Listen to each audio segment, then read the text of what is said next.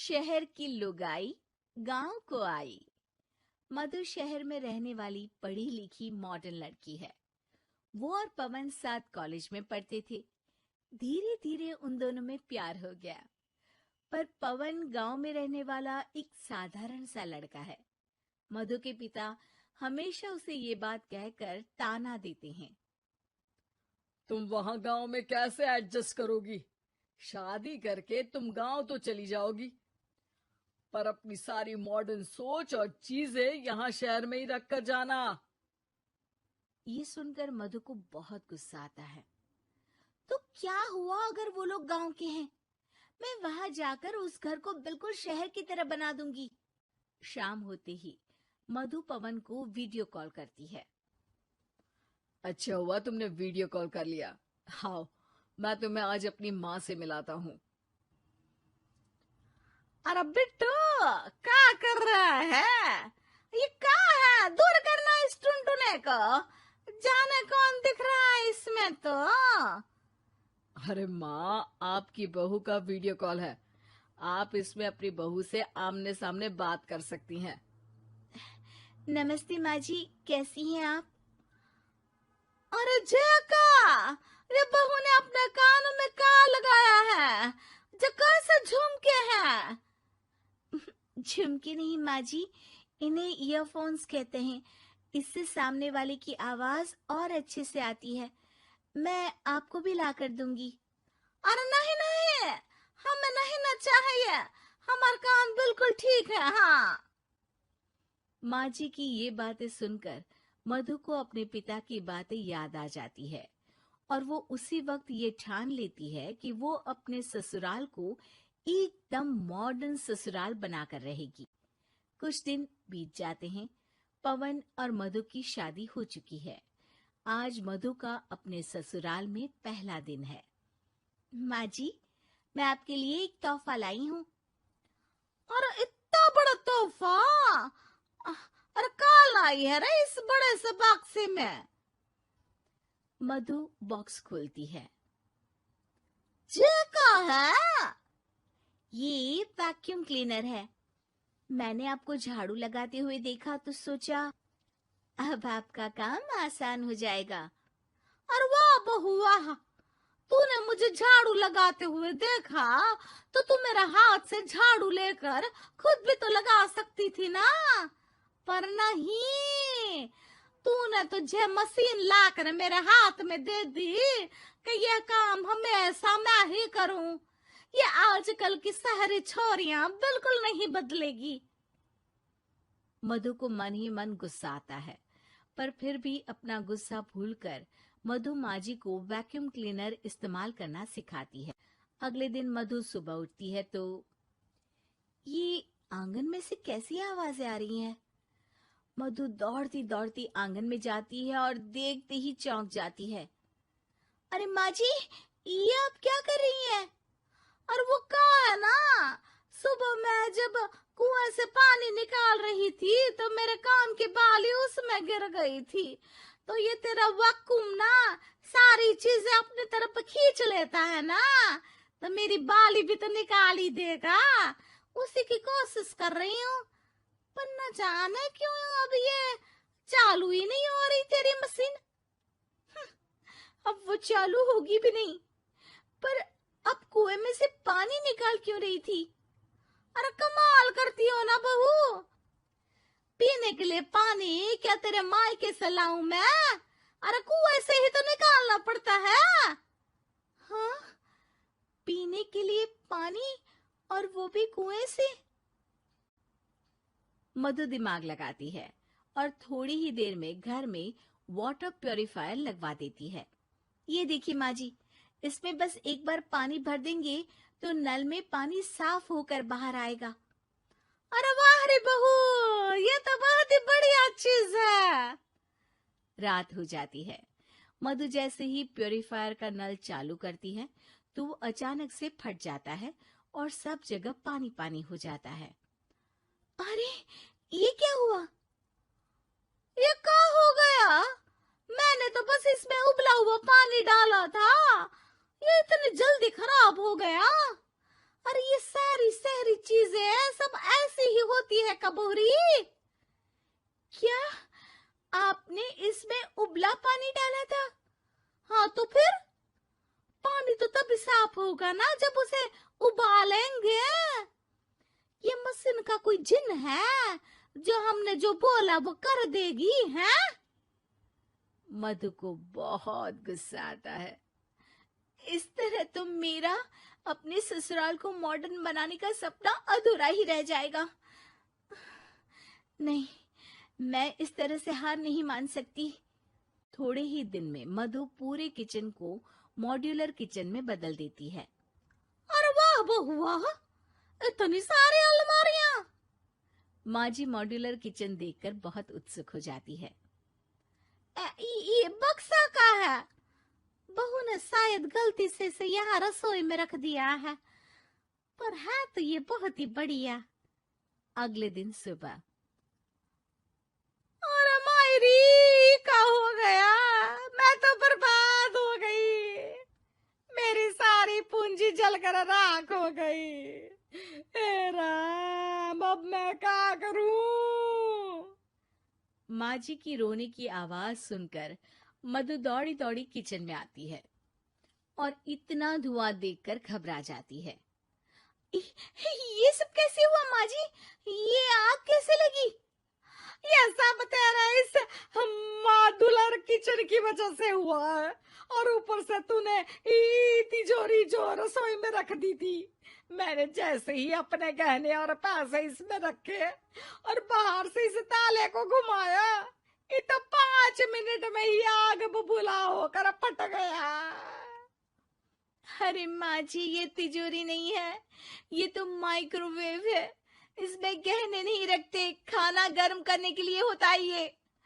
और ये जो आपने घुमाया ना, ये ताला नहीं है, आपने इसके टेम्परेचर को फुल कर दिया, इसलिए ये फट गया। माँ जी और जोर जोर से रोने लगती है।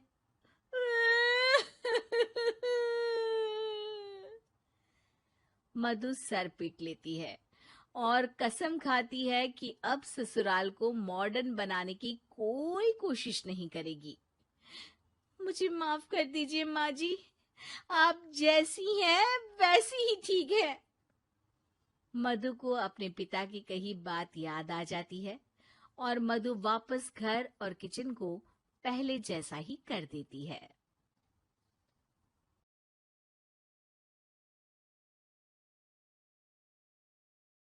घर की बेटी दाल बराबर।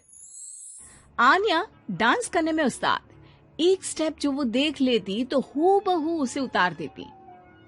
अरे आन्या बेटा, मेरी बेटी को भी डांस सिखा देना, उसका एनुअल प्रोग्राम है। हाँ आंटी, क्यों नहीं, अब कल शाम उसको भेज देना, मैं सिखा दूंगी। हाँ हाँ, नचनिया ही बन, आस पड़ोस के लोग तुझे इस्तेमाल कर रहे हैं। माँ, इस्तेमाल मेरा नहीं कला का हो रहा है। नाचना एक कला है, कला। आन्या हर बात में अच्छी थी, फिर चाहे वो अच्छा व्यवहार हो या फिर लोगों की मदद करना, वो हमेशा खुद के शौक को पूरा करने के लिए व्यस्त रहती। लेकिन घर वालों को तो उसका ये काम सिर्फ समय की बर्बादी लगता है। कहाँ है आन्या? उसको बोलो कि आज शाम को खाना वही बनाएगी। सपना देख लो कि तुम्हारी बेटी घर का खाना बनाएगी। अरे आसपास के लोगों का काम करने से उसे फुर्सत मिले तब तो कहीं जाकर वो हमारे घर का काम करेगी ना। देखो ना, इकलौती बेटी, ऊपर से गैर जिम्मेदार, अब करे तो क्या करे। तभी पड़ोस की पिंकी आ जाती है। अंकल आंटी, आन्या दीदी कहाँ है? वो क्या है ना, मेरा क्लास वर्क है, वो मुझे समझ में नहीं आ रहा, तो मम्मी ने कहा कि आन्या दीदी से पूछ लो। हाँ हाँ, क्यों नहीं, खुद का तो कोई काम है ही नहीं उसे। जाओ जाओ, सीढ़ी से ऊपर चली जाओ, वही कमरे में है आन्या। एक रोज शहर में डांस कंपटीशन वाले लोग आते हैं, जहाँ आन्या का डांस सबको पसंद आता है। क्या बात है, छोटे से शहर में इतना टैलेंट? बेटा कौन सिखाता है आपको? कोई नहीं सर, वो क्या है ना, मैं टीवी देखकर सीख जाती हूँ। अरे वाह, और आपके मम्मी पापा कहाँ हैं? वो नहीं आए? नहीं, वो लोग नहीं आए हैं। आन्या कंपटीशन जीत जाती है और घर में टीवी वाले आन्या का इंटरव्यू लेने आते हैं। अरे क्या है, कहाँ घुसे जा रहे हो, क्या हो गया? आप आन्या की माँ है ना? वो क्या है ना, आपकी बेटी ने डांस का कंपटीशन जीता है। हमारे शहर के लिए ये गर्व की बात है, तो हम लोग उनका इंटरव्यू लेने आए हैं। ओहो, बड़ा तीर मारा हो जैसे। अरे उसे आता ही क्या है डांस के सिवा? कुछ और करती तो शायद गर्व होता। तभी वहाँ आन्या आ जाती है और पत्रकारों को इंटरव्यू देती है। उसी रोज पिता के ऑफिस में। देखो तो, आजकल के बच्चे कितने स्मार्ट हैं।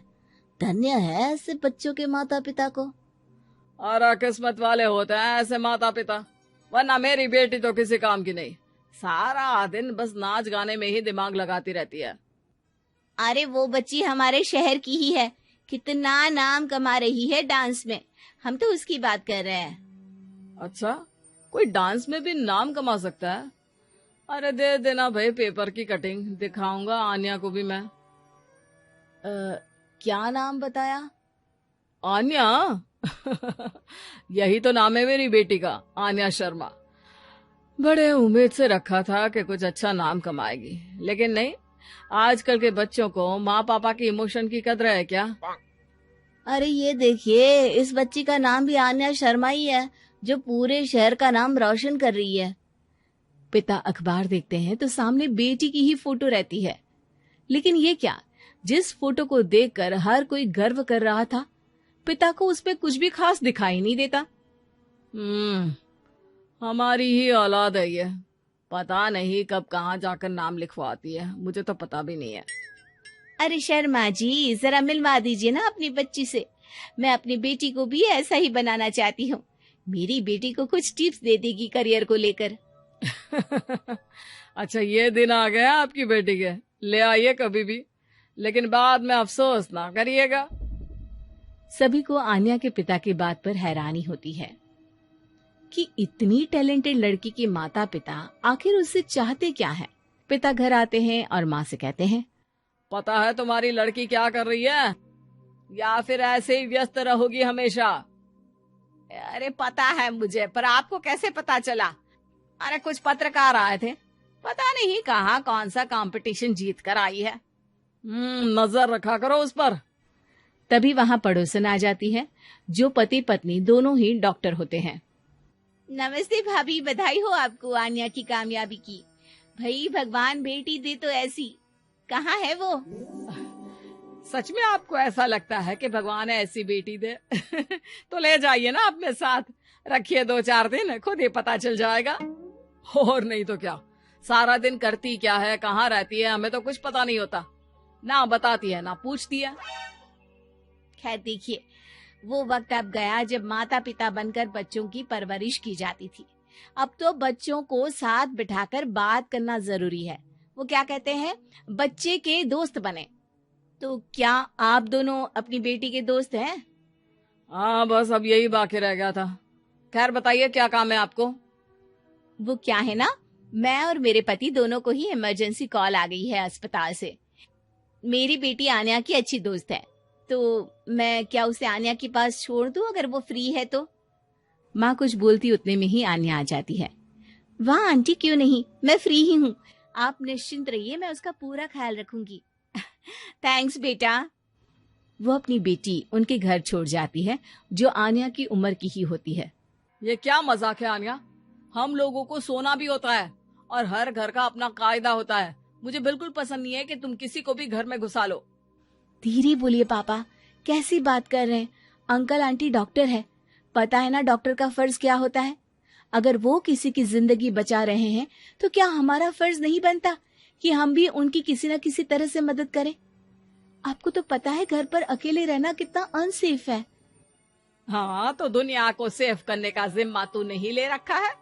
अरे बहुत महंगे अस्पताल के डॉक्टर हैं वो लोग, खूब पैसा मिलता होगा, लेकिन ये नहीं कि मेड रख ले। क्या कहती आन्या, कैसे माँ पिता को समझाती कि किसी की मदद करना कोई बुरी बात नहीं है। खैर कुछ महीनों बाद आधी रात को माँ जोर जोर से चिल्लाकर आन्या के कमरे में जाती है। बेटा, बेटा आन्या, पापा के सीने में दर्द हो रहा है, बेटा कुछ कर। हाँ माँ, मैं डॉक्टर को फोन करती हूँ। आन्या डॉक्टर को फोन करती है, लेकिन माँ डॉक्टर को तो आने में काफी वक्त लग जाएगा। मैं पिंकी के पापा को बुला लाऊं?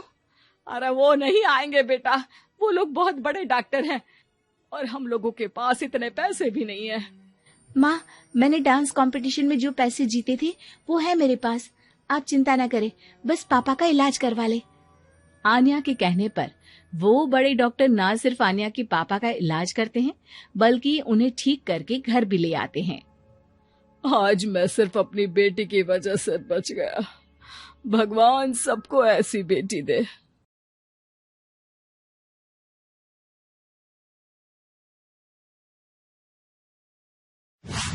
राजेश अपनी भाभी नीलम का लाडला था। नीलम भी राजेश को अपनी बेटी की तरह प्यार करती थी। राजेश, लखनऊ वाले मामा जी ने तुम्हारे लिए एक बहुत अच्छा रिश्ता बताया है। लड़की बहुत अच्छी है, अब तुम शादी कर लो। अरे नहीं भाभी, शादी तो बर्बादी है। भला तुम्हारे हाथों के खाने में जो स्वाद है वो किसी और के हाथों में कहाँ। मुझे अभी शादी नहीं करनी भाभी। राजेश की ना नुकुर करने के बावजूद घर वाले उसकी शादी करवा देते हैं, लेकिन फिर भी राजेश अपनी भाभी का पल्लू नहीं छोड़ता। वो अपनी पत्नी को बिल्कुल तवज्जो नहीं देता था। उसके लिए उसकी पत्नी सुधा का होना ना होना बराबर था। अरे राजेश, तुम अकेले बाहर जा रहे हो, सुधा को भी लेते जाओ। अरे क्या भाभी, हफ्ते में एक दिन तो छुट्टी मिलती है और आप वो भी खराब करना चाहती हैं। सुधा बाहर जाके क्या करेगी, वो घर में ही ठीक है। वैसे मुझे देर हो रही है भाभी, चलता हूँ मैं। राजेश की इस बेरुखी से सुधा हमेशा उदास रहती थी। फिर एक दिन नीलम इस विषय को लेकर अपने पति से चर्चा करती है। सुनिए जी, राजेश को कब अकल आएगी? वो तो सुधा की बिल्कुल कदर ही नहीं करता। अब आप ही बताइए ऐसे कैसे चलेगा? तुम ठीक कहती हो, राजेश को सही रास्ते पर लाना ही पड़ेगा। चलो मैं तुम्हें एक उपाय बताता हूँ। फिर 2 दिन के बाद नीलम बाजार से खरीदारी करके घर लौटती है। ये लीजिए माँ जी, मैं आपके लिए नई साड़ी लेकर आई हूँ। बबलू, ये तुम्हारे लिए। नीलम सबके लिए कुछ न कुछ लेकर आती है। भाभी, आप मेरे लिए कुछ नहीं लेकर आई क्या? अरे राजेश, तुम क्या समझते हो, मैंने कोई बैंक खोल रखा है या फिर घर के आंगन में पैसों का पेड़ लगा रखा है? तुम हर बात के लिए मुझसे उम्मीद क्यों रखते हो? अब बड़े हो गए हो, अच्छा कमाते हो। क्या भाभी, मैं तो बस। अरे बस भी करो, तुम्हारी ये बच्चे जैसी ना समझ बातें सुनने के लिए मेरे पास बिल्कुल वक्त नहीं है। नीलम राजेश को झिड़क कर वहाँ से चली जाती है। राजेश अचानक अपनी भाभी का ये रूप देख असमंजस में पड़ जाता है। फिर एक दिन नीलम रसोई घर में खाना बना रही होती है कि तभी राजेश वहाँ आता है। भाभी, आज मैंने अपने बॉस से वादा किया है कि उनके लिए आपके हाथों का बना गाजर का हलवा लेकर आऊंगा। आपके हाथ से बने गाजर के हलवे में तो जादू है, जादू। मेरे बॉस तारीफ करते नहीं थकते। प्लीज अब जल्दी से बना दीजिए ना भाभी। नीलम राजेश के ऊपर भड़क जाती है। तुम्हारा दिमाग खराब है क्या? आखिर तुम मुझे समझते क्या हो? इस घर की नौकरानी? जब देखो तब फरमाइश करते रहते हो, भाभी ये बना दो, भाभी वो बना दो।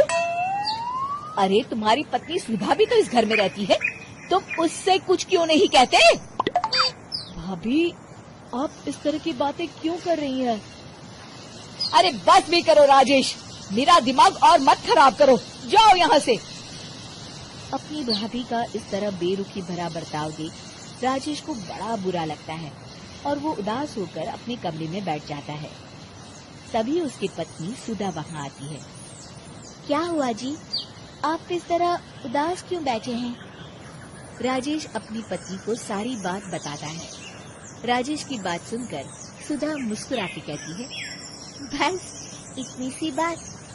चलिए जी, मैं आपके बॉस के लिए गाजर का हलवा बना देती हूँ। अरे छोड़ो, तुमसे नहीं हो पाएगा, रहने दो। आप तो बस देखते जाइए जी, अभी आती हूँ मैं। थोड़ी देर के बाद सुधा हलवा बना के राजेश को देती है। फिर राजेश अपने ऑफिस चला जाता है। शाम को जब राजेश घर आता है तो खुशी के मारे अपनी पत्नी सुधा को गले लगा लेता है। अरे वाह सुधा, तुमने तो कमाल कर दिया। सच में क्या स्वादिष्ट हलवा था। मेरे बॉस बहुत तारीफ कर रहे थे और इस हफ्ते घर आ रहे हैं तुम्हारे हाथों का खाना खाने। और इतना ही नहीं, उन्होंने मेरा प्रमोशन भी कर दिया है। सच? हाँ, मुझे माफ कर दो सुधा, आज तक मैं तुमसे गैरों की तरफ पेश आता रहा। अरे ये कैसी बातें कर रहे हैं जी, मैं तो आपकी पत्नी हूँ। धीरे धीरे राजेश अपनी पत्नी के साथ पूरी तरह घुल मिल जाता है और अपना ज्यादातर समय सुधा के साथ बिताने लगता है और उसकी हर छोटी मोटी जरूरतों का ख्याल भी रखता है। ये देख राजेश के भैया और भाभी बहुत खुश होते हैं। फिर एक दिन राजेश और सुधा बाहर से घूम कर आते हैं। राजेश, सुधा के प्रति तुम अपनी जिम्मेदारी समझो, इसीलिए मैंने तुम्हारे साथ ऐसा बर्ताव किया था। अगर तुम्हें मेरी किसी बात का बुरा लगा हो तो मुझे माफ कर देना। अरे अरे भाभी, ये क्या कह रही हैं? मैं जानता हूँ आप तो मेरे लिए हमेशा अच्छा ही सोचोगी। आखिर आप वर्ल्ड की बेस्ट भाभी जो है। इसे कहते हैं अंत भला तो सब भला।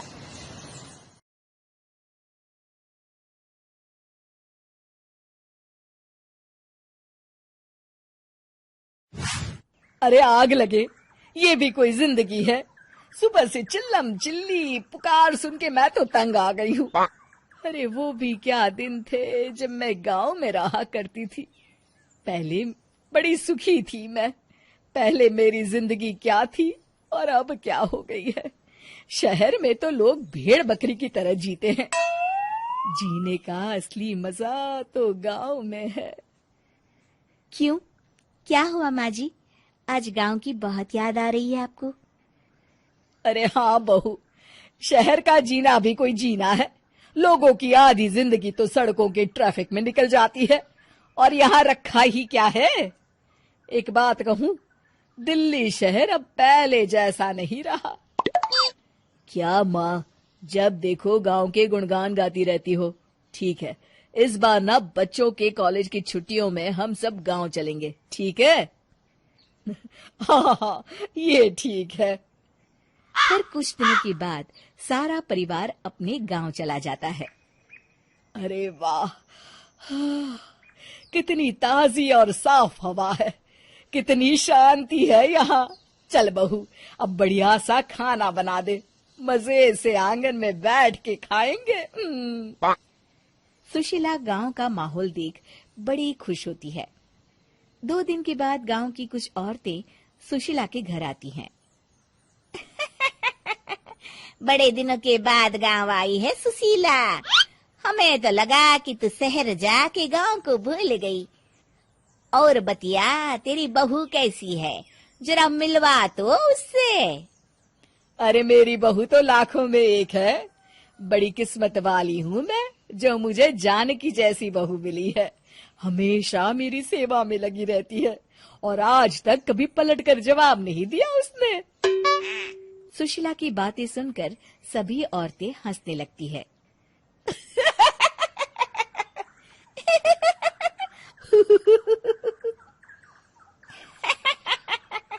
अरे कुछ भी बोले जा रही है।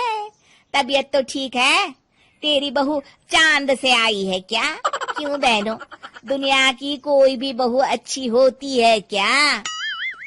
सब औरतें ममता की हाँ में हाँ मिलाती हैं। अरे मैं तो कहती हूँ दुनिया की हर बहू सास का खून चूसने वाली डायन होती है, डायन।